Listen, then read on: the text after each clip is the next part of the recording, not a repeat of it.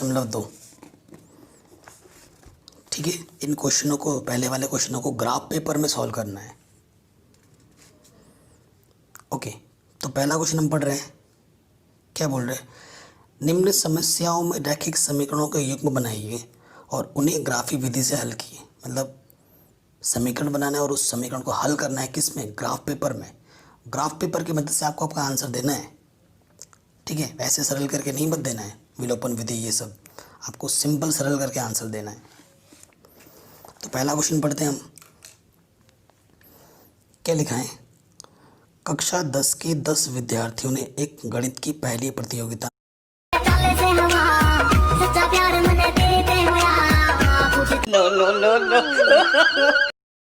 भाग लिया। ठीक है, यदि लड़कियों की संख्या लड़कों की संख्या से 4 अधिक है तो प्रतियोगिता में भाग लिए लड़कों और लड़कियों की संख्या ज्ञात कीजिए।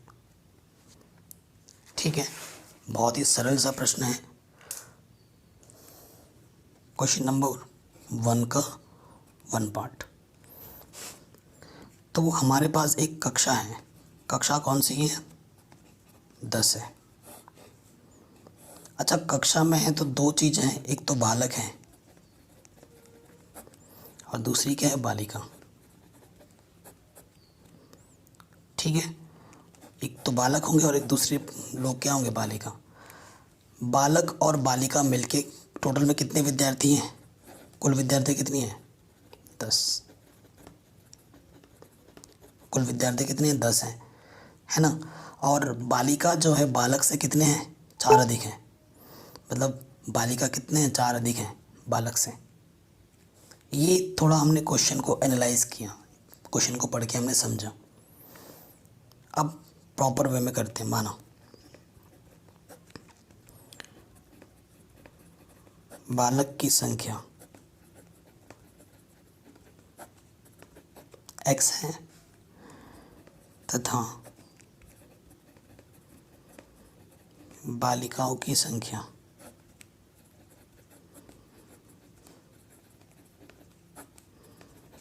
y है। कोई दिक्कत नहीं है, चूंकि कुल विद्यार्थी कितने हैं? कुल विद्यार्थी कितने हैं? 10। कुल विद्यार्थी के मतलब लड़का और लड़की मिलके कितने हैं? 10। लड़का प्लस लड़की मिलके कितने हैं? 10। लड़का को हमने कितना माना है? x, और लड़की को हमने क्या माना है? y। तो x प्लस वाई मिलके कितने बने? 10। ये हमारा पहला समीकरण आ गया। ठीक है, अब प्रश्नानुसार प्रश्न में क्या बोला है? ठीक है, प्रश्न में क्या बोला है? जो बालक हैं, जो बालिकाएं हैं, बालिकाएं बालक से कितने अधिक हैं? 4 अधिक हैं। ठीक है, बालिकाएं ज़्यादा हैं, बालक कम है। कितने? बालिकाएं कितने ज़्यादा हैं? 4 ज़्यादा हैं। तो अगर बराबर करना है, मैं आपको एक चीज़ बता दूँ, इसके पास 5 रुपये है, इसके पास 2 रुपये हैं, तो इसके पास 3 रुपये ज़्यादा है। अगर आपको बराबर करना है, या तो इधर 3 जोड़ दो, या फिर बराबर करना है तो इसमें से 3, बड़े में से 3 घटा दो, जो आपको सही लगे, तभी तो आपस में इक्वल आएगा, बराबर आएगा। तो बालिकाएं बालक से कितने ज़्यादा हैं? 4 ज़्यादा हैं। तो 4 बालिकाएं बड़ी हैं, तो बालिकाएं में से 4 क्या कर दो? माइनस कर दो। ठीक है, तो बालक को हमने x माना है, बालिकाओं को मैंने y माना है। तो प्लस का y इधर आके क्या हो जाएगा? माइनस के y। ठीक है, समीकरण नंबर 2। कोई दिक्कत है? कोई भी दिक्कत नहीं होनी चाहिए यहाँ तक। अब समीकरण तो हमारे बन गए, अब हमें क्या खींचना है? ग्राफ पेपर में इसको हल करना है और उसकी मदद से हमें आंसर निकालना है। तो मैं एक चीज़ बताता हूँ, आपको अगर एक रेखा खींचनी है तो आपको कम से कम कितने पॉइंट चाहिए? 2। आपके पास 2 पॉइंट हो गए, उनको मिलाओगे कम से कम, तभी जाके एक रेखा बनेगी, है ना। तो हर एक रेखा खींचने के लिए कम से कम 2 बिंदु चाहिए होते हैं। समीकरण 1 से कुछ भी मान सकते हो x और y का मान, लेकिन हमेशा मैंने आपको बताया है कि वो मान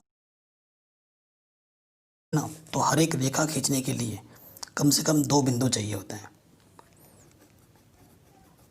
समीकरण 1 से कुछ भी मान सकते हो x और y का मान, लेकिन हमेशा मैंने आपको बताया है कि वो मान मानना है आपको जिससे x और y के सरल मान मिले, ताकि उनको हम ग्राफ पेपर में जब हम प्रदर्शित करें तो आसानी के साथ दिखा पाएँ, लिख पाएँ।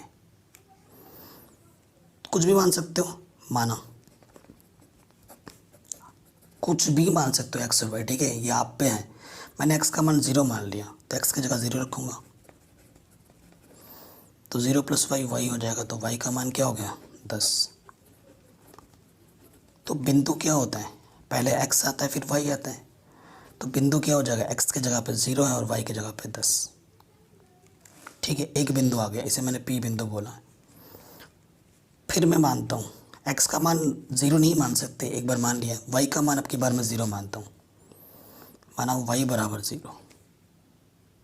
ठीक है, क्योंकि y का मान 10 है, तो y का मान 0 माना है, तो यहाँ रखूँगा x की जगह पे, तो x है, y की जगह पे मैंने 0 रख दिया, तो x का मान क्या आ गया 10। तो बिंदु q बराबर पहले x आता है 10 और y को हमने क्या माना था 0, तो 2 बिंदु तो मिल गए पहले समीकरण से। ठीक है, अब हम दूसरा समीकरण लेंगे। इस दूसरे समीकरण से हम क्या निकालेंगे, इस दूसरे समीकरण से हम क्या निकालेंगे, बिंदु। ठीक है, तो यहीं पे कर देते हैं, जगह बच रही है, पन्ना क्यों वेस्ट करें। माना x का मान 0, तो 0 - y बराबर -4। 0 में से y घटाएंगे तो माइनस के y, माइनस के 4, इधर भी माइनस कैंसिल, तो y का मान 4 आ गया। यहाँ पर लिख देना समीकरण 2 से। ठीक है, तो पहले x आता है, x को आपने 0 माना है, y आपको क्या मिला 4, इसे मैंने r बोला। ठीक है, फिर आप क्या मानोगे,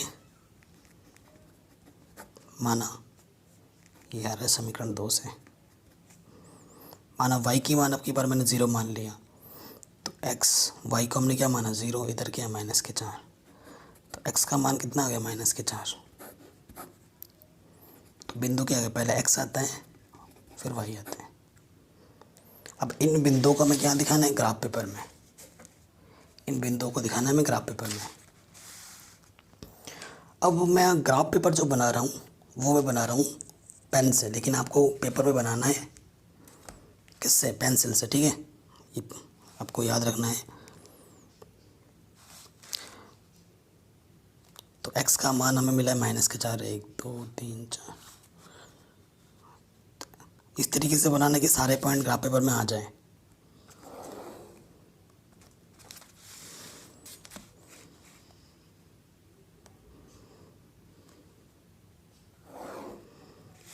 ठीक, ये मेरा क्या हो गया, ये मेरा हो गया ओरिजिन, मतलब x का मान 0 0, ये वाला।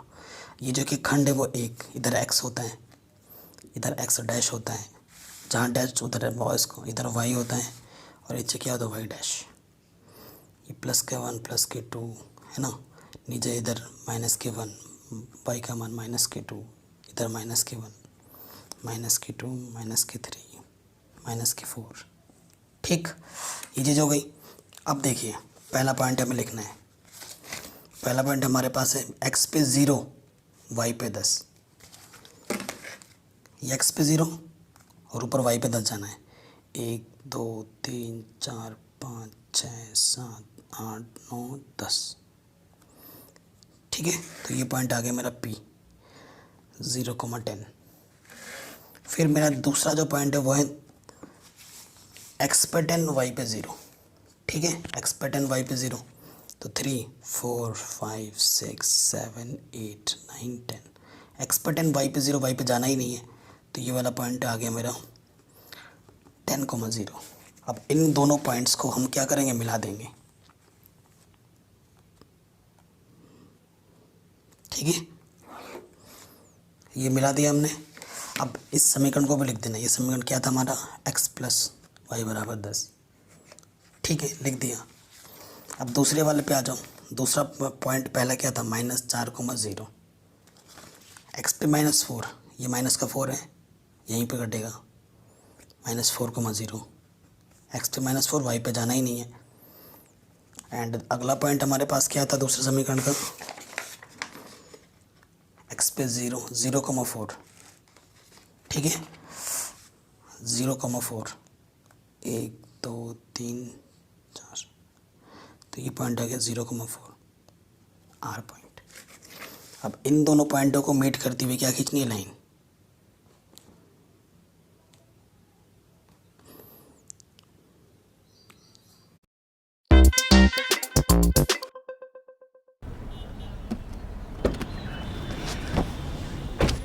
Hello sir.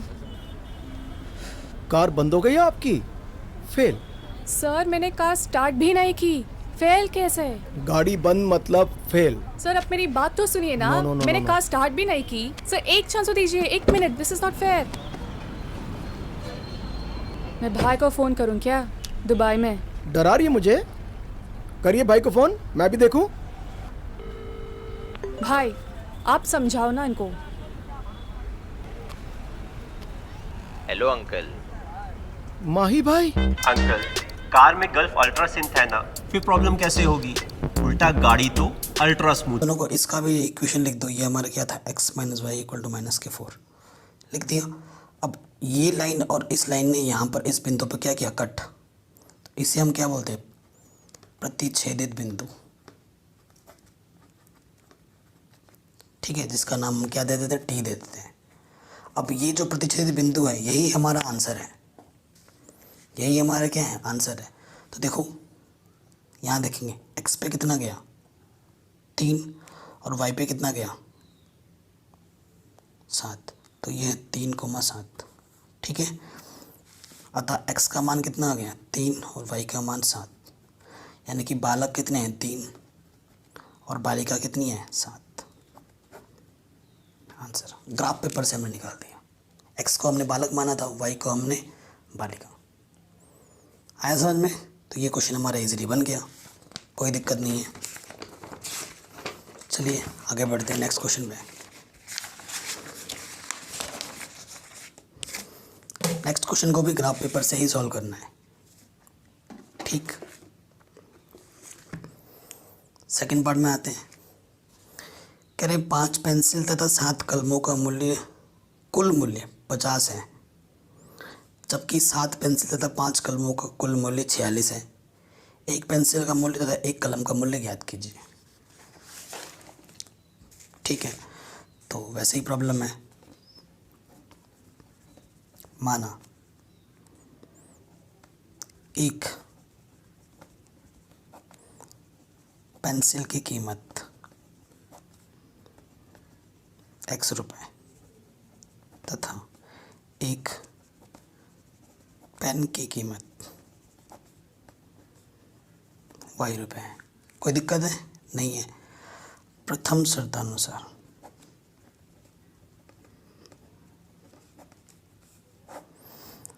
प्रथम शर्त में हमने क्या करते हैं, 5 पेंसिल तथा 7 पेन, कलम को मैंने पेन लिख दिया है कि कुल कीमत कितनी है 50 है। एक पेंसिल की कीमत x रुपये, तो 5 पेंसिल की कीमत क्या होगी 5x। 7 पेन, एक पेन की कीमत y रुपये, तो 7 पेन की कीमत कितनी होगी 7y।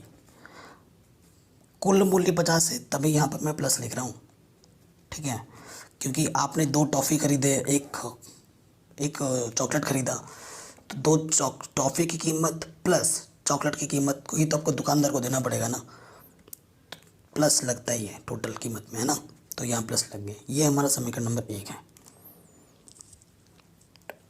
कोई नहीं, द्वितीय शर्त में आ जाओ।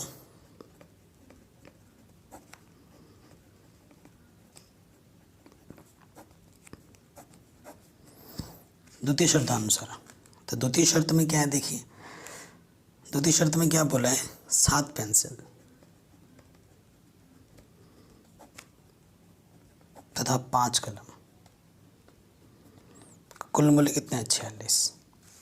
7 पेंसिल का मूल्य क्या हो जाएगा 7x, 5 कलम का मूल्य 5y। ये दूसरा समीकरण है। ठीक है, यहीं से हमने लिखा था कंडीशन। अब आगे बढ़ते हैं। देखिए समीकरण 1 लिखेंगे।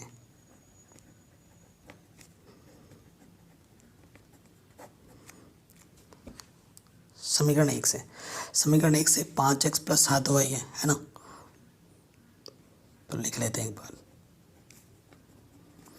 अब मैं आपको पहले ही बोल चुका हूँ, हमेशा x और y के मान को किस तरीके से बनाना है, परफेक्ट पूर्णांक मिले इस तरीके से लिखना है। ठीक है, तो पहले वाले कंडीशन में हम क्या करते हैं, y के मान को 0 मान लेते हैं। ये डिपेंड करता है आपकी प्रैक्टिस पे, कितना प्रैक्टिस करते हो, तभी आपके माइंड में ज़्यादा ज़्यादा फटाफट क्लिक करेगा।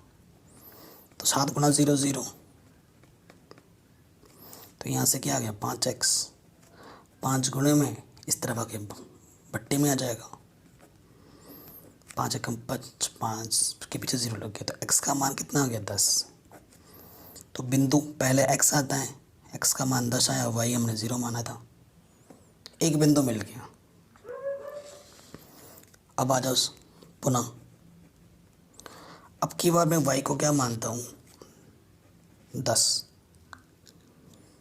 अब की बार मैं y को क्या मान रहा हूँ 10। क्यों, देखना सोचना पड़ेगा आपको। तो y की जगह पे मैंने 10 रख दिया यहाँ पर। ठीक है, तो 5x 7 7 दही 70। अब आपके माइंड में आ गया होगा कि मैंने 10 रखा, 70 के इधर माइनस हो जाएगा, तो क्या हो जाएगा -20। 5 गुणे में इधर के बट्टे में आ जाएगा 5 को 20, तो x का मान कितना आ गया -4। तो बिंदु क्या होगा, x का मान -4 और y हमने क्या माना था 10। तो पहले समीकरण से 2 बिंदु में मिल चुके हैं,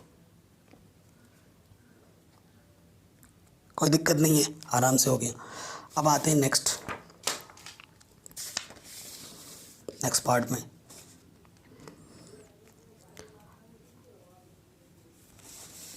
ये समीकरण 2 से,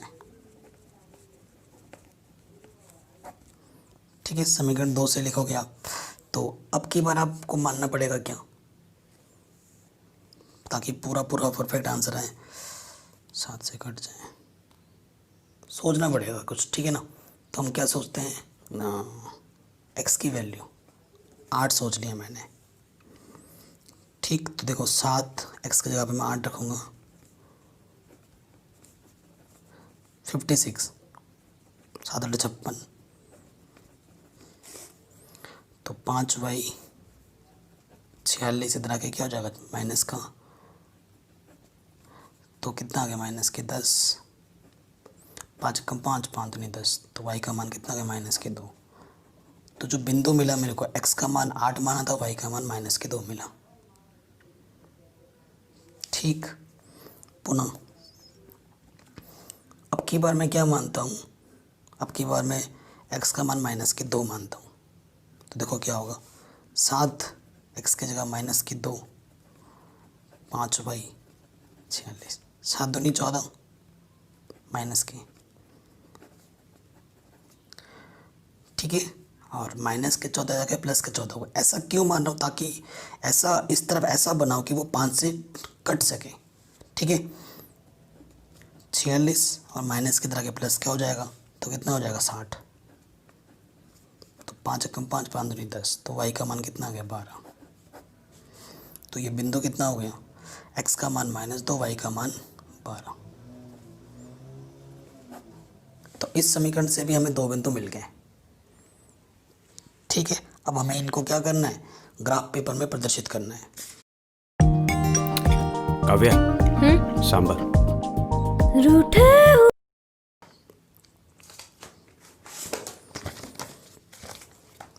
ठीक, चीज़ों को ध्यान रखो। x की वैल्यू हमें माइनस की कितनी मिली है, 2 मिली हैं, एक 4 भी हैं, 1 2 2 3 4 यहाँ पर रखते हैं।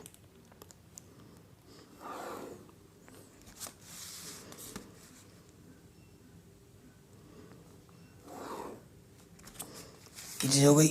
यहाँ पे हमारा ओरिजिन 0 होता है। ठीक है, एक एक खाना हमारा एक एक के बराबर है। इधर x होता है, इधर x डैश होता है, नीचे y डैश, ऊपर y का मान प्लस में।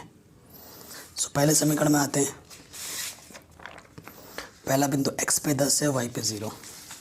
x पे 10, 1 2 3 4 5 6 7 8 9 10। x पे 10, y पे 0, यानी कि ये पॉइंट आ गया 10,0 पी पॉइंट। ठीक है, खाने लिख देना जैसे 1 2 3। उसके बाद नेक्स्ट पॉइंट है हमारा x पे -4 और y पे 10। x पे -4 यहाँ पर है और y पे 10, उसी के सीध में जाना है। 1 2 3 4 5 6 7 8 9 10 यहाँ पर। ठीक है, ये पॉइंट हमारा क्या हो गया Q, -4,10। अब इन दोनों बिंदुओं को क्या करना है, मिला देना है। इन दोनों बिंदुओं को क्या करना है, मिला देना है। और समीकरण जो है वो ऊपर लिख दो। क्या समीकरण था ये, 5x + 7y = 50। अब दूसरे समीकरण पे आ जाओ। दूसरा मेरे पास क्या है, बिंदु 8, -2, x पे 8, ये x पे 8 और y पे -2, 1 2, नीचे y का मान नीचे होता है -2, तो ये है 8, -2 प्लस के 8, -2। बिंदु का नाम हमने क्या रखा था, r। और दूसरा पॉइंट है x पे -2, 1 2 और y पे 12।